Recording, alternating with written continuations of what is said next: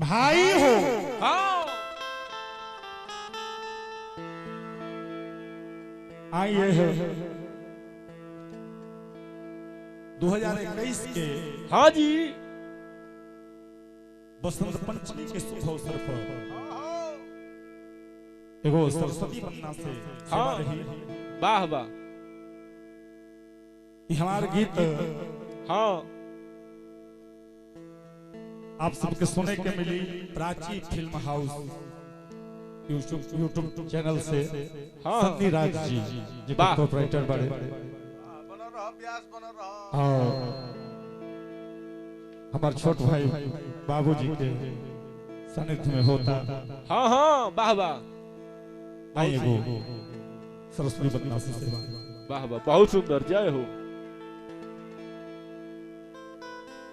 जियो व्यास बन रहा दिखाओ आगे के तनी ठाट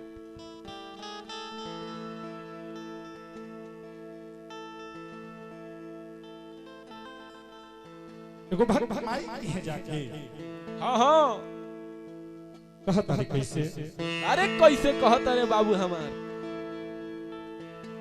कि शारदा भवानी राखी सभा बीच पानी।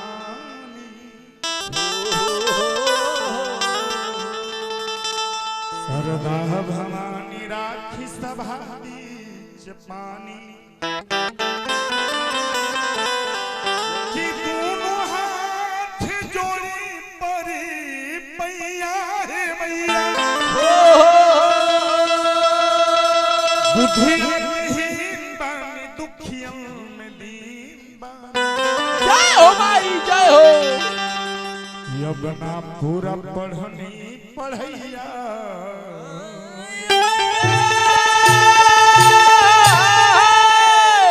माई हो। हे माई भक्त कहता रे अरे कैसे कहता रे हो कि हम बोलाई आवाजे माई जय हो माई कि हम बोलाई आवाजे माई जय हो माई कि बंदना के सजावा माई। हम बोला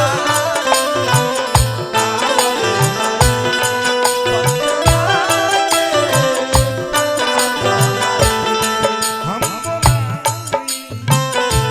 आवाजे माई बंदना के सजावा माई। हम बोला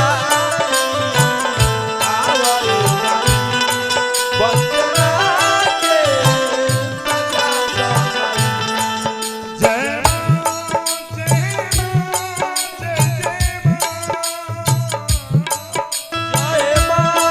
जय मां जय जय जय दोहराई हो जाई हे माई हम हे माई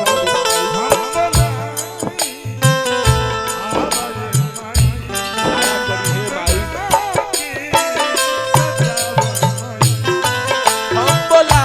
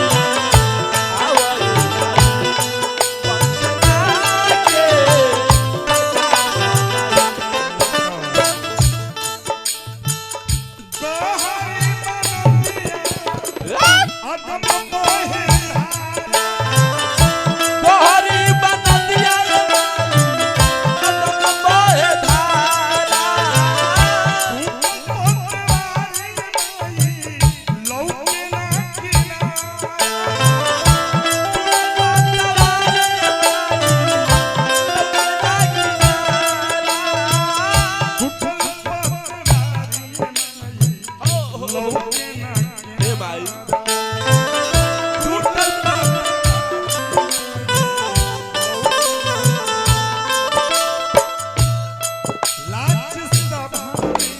जय हो माई